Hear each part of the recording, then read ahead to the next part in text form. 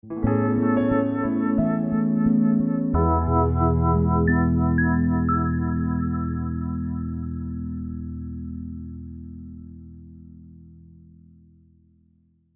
back to the Pelvic Health Summit. I'm your host, Hannah Matlock, and this is our co-host, Dr. Allison Shrikhande of Pelvic Rehabilitation Medicine.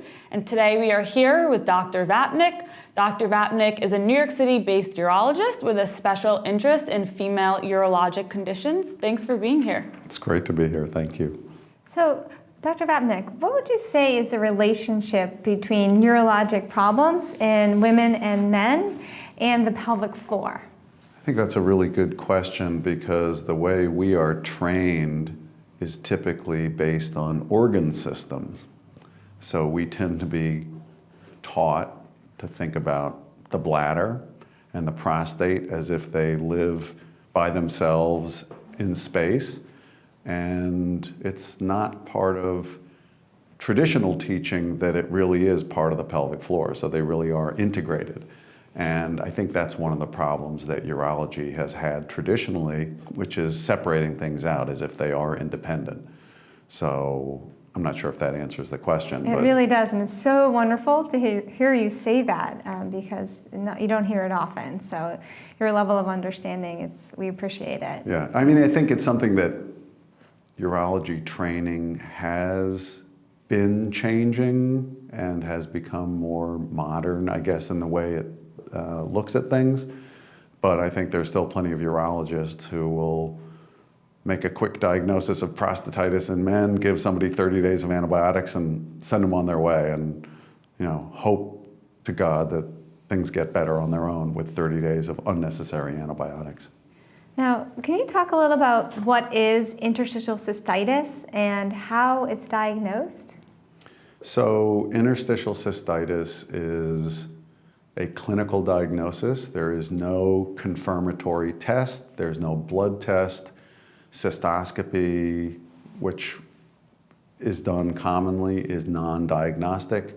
But if you have the triad of symptoms, which is urgency, frequency, and pain, then interstitial cystitis is at least one of the diagnoses you can consider. So it's a clinical diagnosis. Someone comes in and says they have urgency, frequency, pain, call it IC. If they've only got urgency frequency without the pain, maybe that's overactive bladder. And if they've just got pain, then it's pelvic pain. So when you think about it, they're all intimately related to each other, just variations on a theme. But clinically, all you have to do is have that triad of symptoms: urgency, frequency, and pain. And why is it that many patients are given multiple rounds of antibiotics? That's the easy thing to do. Busy practitioner sees patients every 15 minutes if you're lucky, and very often the urine specimen, especially from a female, is not the best collection. So the dipstick shows a little bit of leukocytes.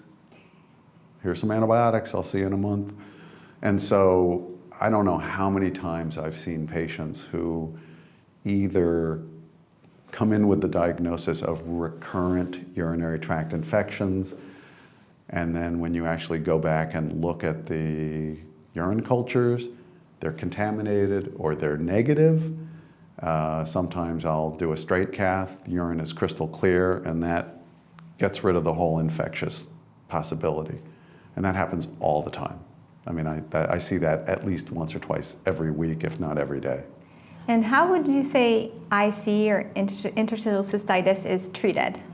Actually, before I go into treatment of IC, it's worth mentioning that an acute urinary tract infection can trigger the beginnings of IC.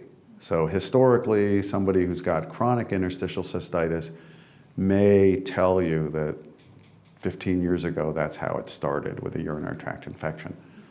We could almost never go back and document whether it truly was an infection or they just thought it was, but that history is not uncommon. I used to get urinary tract infections all the time. Now I have IC, meaning the cultures are negative.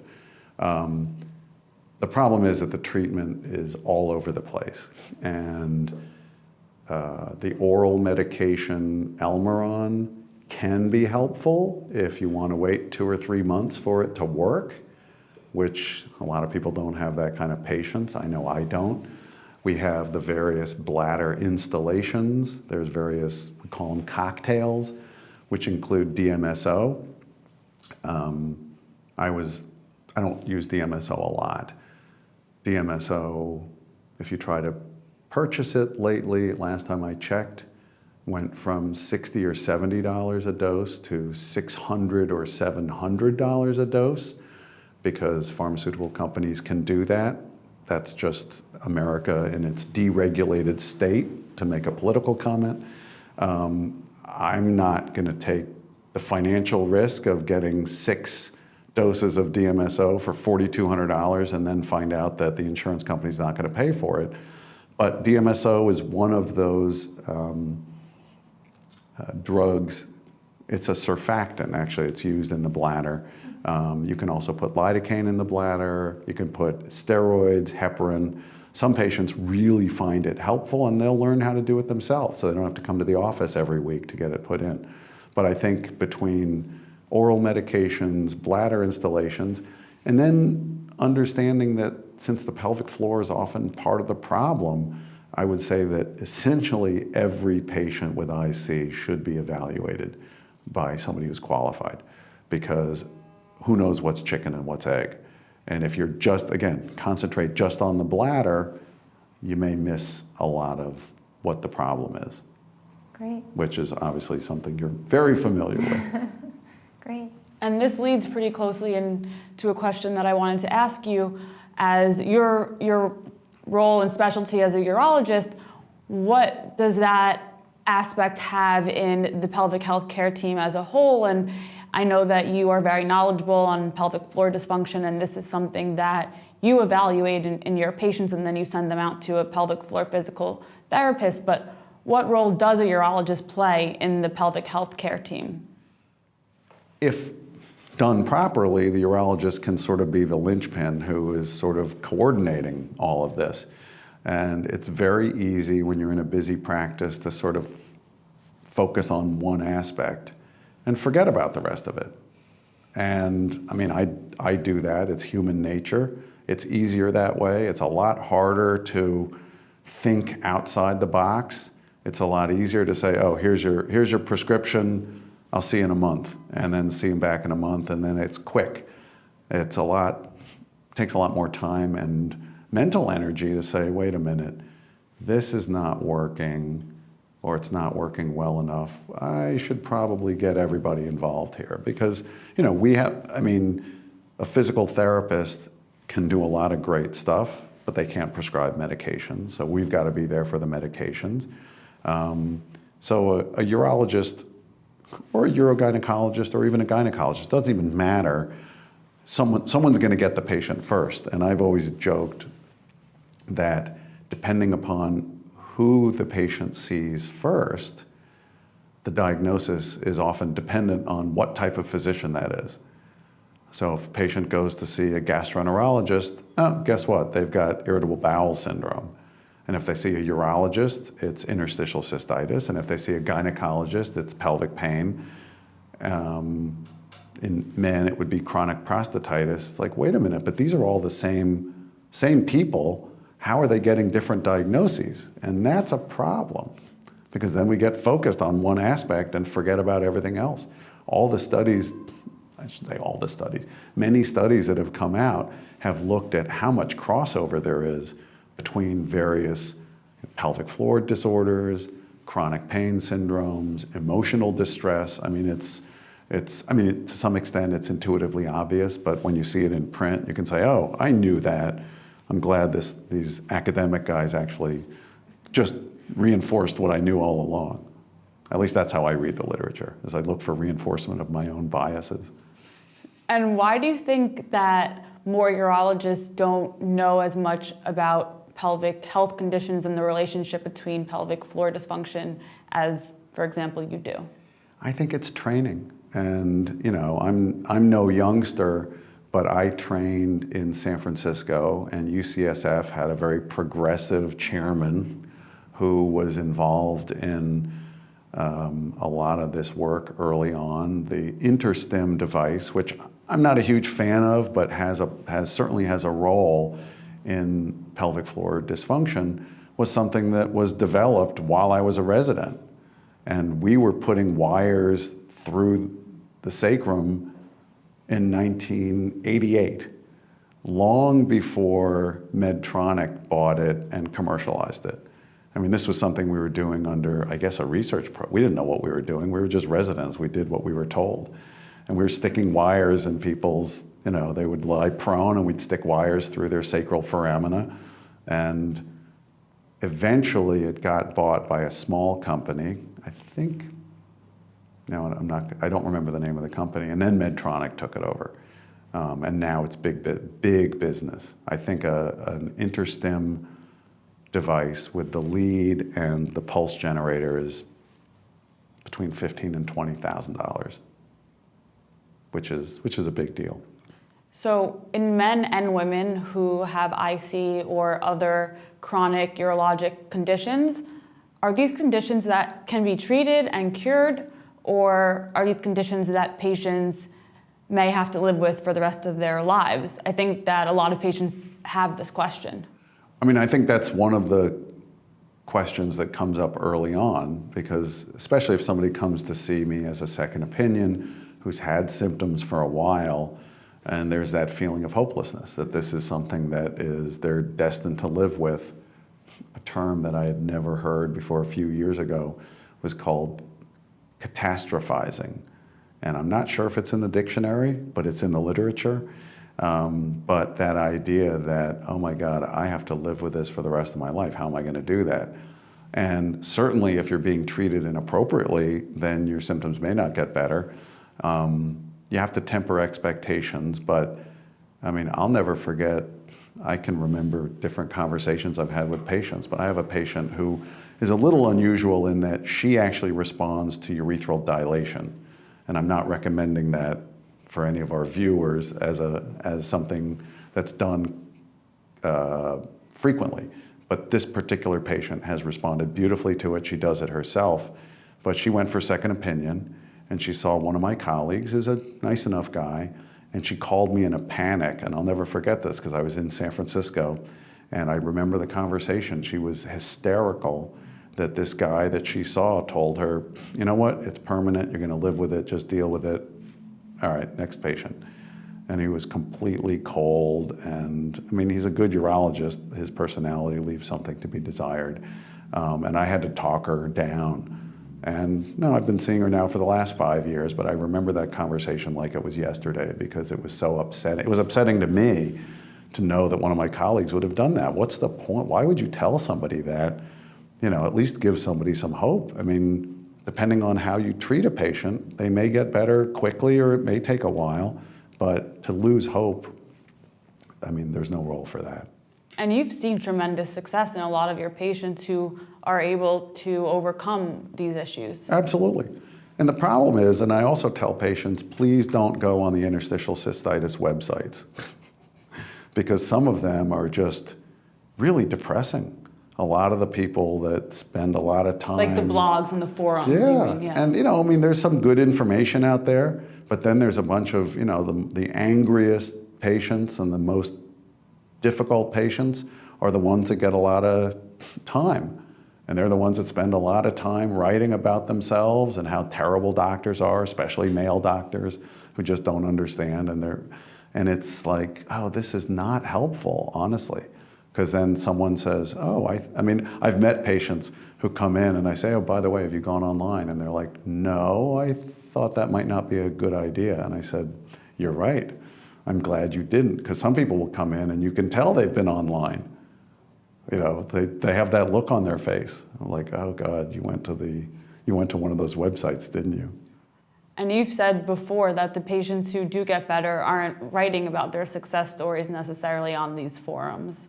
Unfortunately, the analogy I use is a simple cystoscopy, which, again, we talked about a little bit, is not necessary for IC.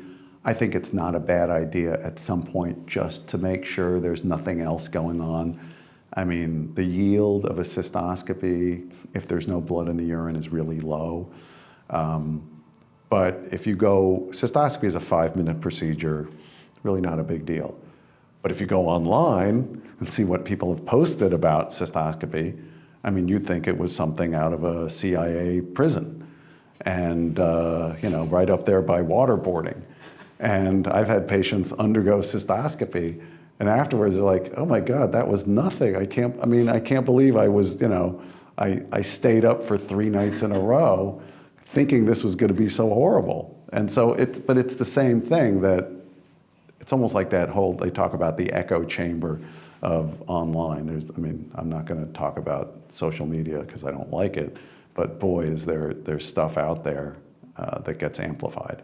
So what does normal urination look like in terms of frequency of urination? So the number 8 is what we have adopted as a normal number for voids per 24 hours.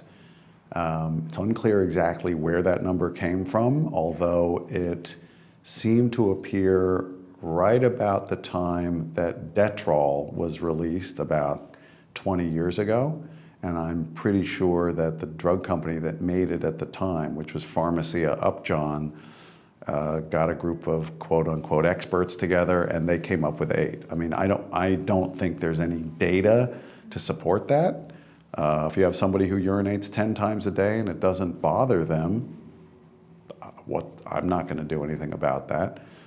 Some people urinate 3 times a day, but 8 is sort of the arbitrary cutoff. So that's how we diagnose overactive bladder if somebody has those symptoms along with more than 8 voids per 24 hours, assuming that they're not over-consuming fluids. So doing a voiding diary or a P chart or whatever you want to call it can be extremely helpful. Just do the math. And if somebody is putting out over 3 liters a day, then they clearly need to back off on their fluid intake. But I'd say 8 times. 8 times is an upper limit. Okay. And how do you see the connection between prolapse and bladder symptoms? So they can coexist, and sometimes prolapse is the causative factor. But I've seen plenty of patients who undergo major prolapse repairs only to find out that their urinary symptoms didn't improve. So I think it's important, if somebody is considering prolapse repair, that's a patient who needs urodynamics done, that's a patient who needs to be carefully evaluated. Now, if they're complaining that, literally their vagina's inside out, that something's hanging out, they're having a hard time urinating, okay, they're going to need to be fixed anyway. But that's the kind of prolapse that will affect bladder function. And when prolapse affects bladder function, are there certain symptoms it's correlated with, whether frequency, urgency, burning, or it doesn't matter? I mean, it could be frequency, urgency. It could be that they have a hard time getting the stream started. If your bladder is hanging out, it's not going to contract very well because it's not where it belongs. In terrible cases, with or without uterine prolapse, you can end up with hydronephrosis and some degree of renal failure. So some of the, especially the multiparous, patients who've had, is that multiparous? Sorry. Patients who've had many babies who are the ones at risk for major prolapse, everything changes, except for the lucky ones. There are some patients who've had 10 or 12 babies and everything is the way it was when they were 25. But that's the exception to the rule. Generally, if you're going to have 10 babies, your pelvic floor is going to pay the price and you probably need to be repaired at some point. But there is a crossover, and some patients have prolapse with no bladder symptoms. So you have to be careful, implying causality, I think. And what are your thoughts on the bladder diet or the IC diet? So the bladder diet has been around for a while, and I still have the tear-off sheet that has the various possible triggers, but it annoys me when I see patients or practitioners, for that matter, being dogmatic about it, saying that spicy foods are going to be a problem. Okay, well, not for everybody. Or I think the worst is carbonated beverages. Oh, you should avoid carbonated beverages. Well, my understanding is that when you drink a carbonated beverage, it goes into your stomach and the bubbles kind of disappear by the time the fluid is in your system and it's been absorbed. So I don't really understand how carbonated beverages are going to bother your bladder. So that makes zero sense to me, but it's in there on these bladder diet, these IC diets. On the other hand, there are patients who absolutely find that certain triggers. So I tell patients to, use this as a guide and say, you know what, why don't you try taking one of these things out of your diet? Stop the spicy foods. I do have a couple of patients who really do find that spicy foods are bad. Caffeine, obviously caffeine is a bladder stimulant, but no dogma. There's, to be dogmatic about this just leads to having a very boring diet, which is just not worth it. That's one of the great pleasures in life, is eating. Right. Is there any other advice that you have for everyone watching who male or female, may be experiencing any sort of bladder conditions and are navigating this world of pelvic health and bladder health and trying to find the right care? It can often be a huge challenge. So do you have any words of wisdom or insight? I mean, I think it's to keep an open mind, to, get affiliated with practitioners that you can communicate with. There's nothing worse than and it doesn't matter whether we're talking urology, urogynecology, physical, PM&R, physical therapist, but you need someone that you can, that it's not a linear road to recovery. And so you need to have somebody that you can communicate with. And if you're not doing well, you're not progressing in the right direction, you get a second opinion. There's a lot of ways of dealing with these conditions. And, I don't like the dogma that often goes with it. It's, everything is bladder related, or it's always a prostatitis, or it's only a pelvic floor problem. They're all related to each other. And, it's a lot easier for a physician to always look at things the same way. And it's intellectually dull, and it's wrong probably half the time, but it makes life a lot easier for those practitioners. Like, hey, this is how we do it. And there was someone, I think she may still practice, I'm not going to name names or locations because then it would become obvious, but let's put it this way, somebody who's not in New York who has a certain way of dealing with IC, and I've had patients go down to this other city and spend a lot of money and go through the exact same ritual every time without a whole lot of benefit. But I mean, I understand why physicians do that. It's a lot harder to start considering all the things at the same time. That's, our brains get confused by that. It's a lot easier to say, oh, this is, here's how we do it. You're gonna get a cystoscopy, then you're gonna get urodynamics, and then I'm gonna start doing bladder installations. That's easy. I didn't have to think. I just did it off I have a protocol. So I think, I'm not sure if I answered the question, but I think keeping an open mind, and if certain types of treatment, if someone out there is saying, wait a minute, I've been doing the same thing for the last 6 months and I'm not getting any better, well, maybe that, you should talk to your doctor or whoever's treating you. Maybe you need to think of it in a different way, get a different angle on it, because I like patients to get better. I want them to get better so I don't have to see them again.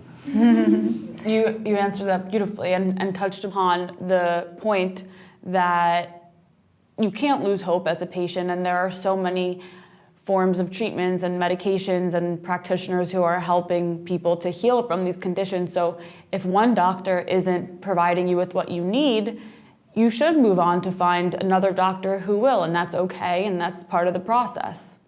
I agree. And it's something that, it's like breaking a relationship, especially if it's somebody that you're getting to know and working with, But I've had patients leave me before. I mean, I don't take it personally if that's what's going to work for them. urology. There's 200 urologists in New York, or I don't know how many there are, but there's a lot of just seeing somebody and getting a new angle on things, just a new set of eyes looking at the same problem and saying, well, they tried X, Y, and Z, but what about A, B, and C? They didn't do that. Why don't you try this? Do you have any suggestions from the urology perspective on how to promote collaboration with other specialties within the world of pelvic pain and urological chronic pelvic pain syndrome? That's a really tough question. How do you get people to start doing the right thing? Where everybody's overworked, it's hard to stay on top of things, and collaboration, the Mayo Clinic model where you get a bunch of, I think it's probably used to be a bunch of old white guys in white coats hanging around talking about patients, but the collaboration, having everybody in a room, but that's just not the way it works in the real world. I don't know how to do that. I'm not sure if you have a good idea, but I find it difficult. Taking phone calls during the day is one of the toughest things for me to do because I'm too busy going from one patient to the next. And I do my phone calls at the end of the day and we miss each other, and the collaborative part is really tough. Yeah, perhaps it has to come from a higher level at some sort of the meetings coming together. That's an option. Meetings are great, yeah. Where different specialties come together and discuss at a meeting. Yeah, clearly day to day it's a challenge. Yeah, no, I think that's a great idea. And if we only had more time to do meetings, to go to meetings, right? Too busy seeing patients to learn anything. So for patients out there wondering if they have postpartum urinary urge incontinence, how would you address that in terms of home exercises? Would you suggest Kegels to them, or where would you start? I mean, I think especially postpartum, where you've had stretching of the pelvic floor, and stress incontinence can be a big problem. Sometimes you get urge incontinence as well, which may be just a manifestation of the stress incontinence. But I think it used to be pretty much routine for patients to do Kegels, and I'm not sure whatever happened to that. I don't deal with deliveries anymore, but I'm always surprised at how many women who have stress incontinence have never heard about Kegels. And to me, that's something that if you learn it early and practice, there's no question that it helps. Whether you use it for urgency, if a woman gets a strong urge to void and can contract the pelvic floor, urodynamically, you'll watch a detrusor contraction get shut down by the pelvic floor contraction. So it works for that. It works obviously for stress incontinence because that's a weakness of the pelvic floor. Kegels can't fix prolapse, but they can stabilize it. So I think Kegels in that particular situation are always a good idea. I don't know how often patients are actually being told to do that these days. Because it seems like when I ask patients, typically older patients who have zero pelvic floor contraction, as I do day in and day out, I haven't found more than a handful who were taught to do Kegels when they were postpartum, unfortunately. Can you differentiate the difference between the patient who a Kegel would be ideal for, and then on the other hand, maybe some women who haven't had kids yet, who are experiencing pelvic pain, who have hypertonic muscles where their pelvic floor muscles are in a spasm? Kegels might not be the best treatment option, and they could in fact make the pain worse. So do you send these patients out to be diagnosed properly? How does that look? What does that look like? So, pelvic floor problems, and we've sort of spoken from the whole gamut, we were speaking about postpartum incontinence, which is typically weakness and stretching, and the other extreme is the hypertonic pelvic floor. So obviously clinically, if I'm examining somebody who just delivered a baby 3 weeks ago, it's going to be very different from the hypertonic pelvic floor. But that's something you can typically pick up on exam. I mean, that's a routine part of the physical exam. When I do a pelvic exam, I'm obviously looking for any prolapse. I'm also evaluating for pelvic floor strength. And something that I've always found fascinating are those patients who, as one of my attendings used to call it, this is 20 some odd years ago, was the frozen pelvic floor, where the kegel is not there. Now, I still don't quite understand it, like how a normal part of your musculature that is hooked up to the rest of your nervous system, why you can't do that. But when you find somebody with a frozen pelvic floor, that gives you a real hint as to why there's a problem. Similarly, when you have the hypertonic pelvic floor, that's where the muscles, the sphincter muscles, the levators are overly tight. That's someone, you can feel very often the muscles are tight, they're tender to the touch. That's somebody who, telling them to do kegels is a bad idea. That's their muscle strength is there. They need to work on the relaxation. They need to see a physiatrist. They need to see a qualified pelvic floor physiatrist or therapist to work on that, because that's really sort of the opposite of the weak pelvic floor. So any tips or advice you would give patients on urinating properly and healthy urination? Right. Excellent question. I mean, those of us who urinate normally take it for granted, but we certainly see so many variations on people urinating incorrectly. In fact, in my practice, I find that I don't need to do urodynamic testing very often because I can usually figure things out, but I actually do a fair number of flow rates. I will often, on the second visit, I'll ask a patient to come in with a full bladder, have them sit on the commode and pee. And if it comes out looking like a bell curve with a peak flow rate of 20 or more cc's per second, at least I know I'm not dealing with a dysfunctional voider. The way you're supposed to urinate, less than 8 times per day, is you sit, for the females in the audience, you relax, and then your detrusor contracts. If your pelvic floor is tight, your detrusor is not going to relax. So you have to relax. It's not pushing, it's not straining, it's relaxing, letting the detrusor muscle do the work, and then when you're done, you can tighten the pelvic floor and be done. Most people don't think about that. It really becomes so ingrained, which is fine, because those are the people that don't have a problem. But if somebody does have a problem, and you realize, well, wait, you're pushing to urinate, that's bad. Or, how many people do we know who don't want to sit on the public restroom seat because it's gross, and what they'll do is hover. And there's nothing worse than hovering over the bathroom and trying to, that's okay, that's how they do it in Africa, and I've been there, and there isn't even a seat to begin with. But that's just not great for your pelvic floor, because it's very difficult to relax when you're squatting and you're trying to support yourself, and I don't even know which muscles are involved in that, but I can tell you that it's not easy to relax when you're in the squatting position. So that kind of behavior of hovering over the toilet seat without sitting, I understand why people don't want to sit on a public toilet seat. We guys are lucky in that regard that we can stand at the urinal and pee. Except for the guys that like to sit to pee, and that's a personal decision, that's fine.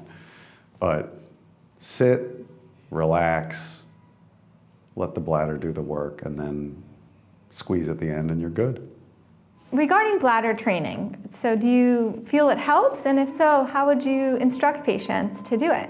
So bladder training is, that's textbook first line therapy for bladder overactivity or any condition with frequent urination, including IC, frankly.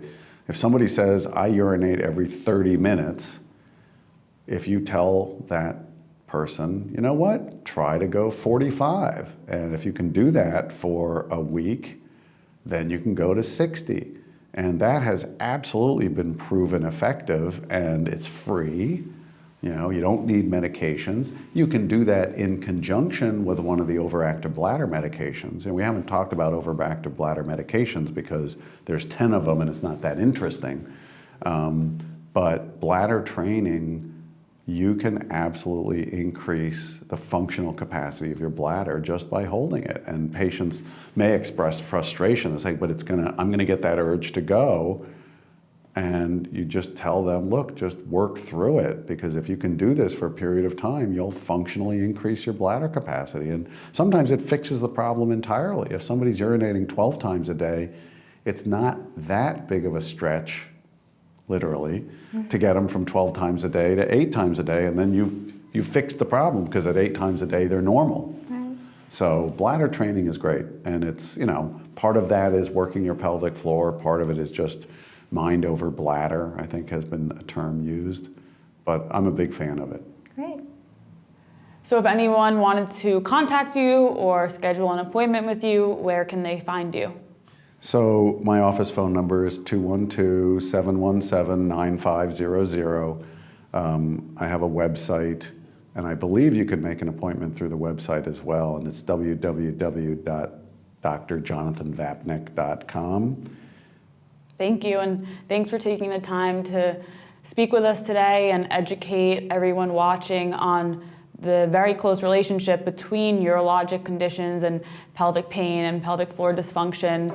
It's really valuable to have your opinion and to have you here and share your knowledge and insight into this close relationship that a lot of people don't quite have a great understanding of yet. So thank you again. Great, thanks, and good luck with this. Thank you.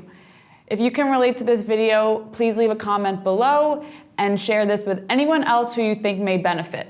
Thank you.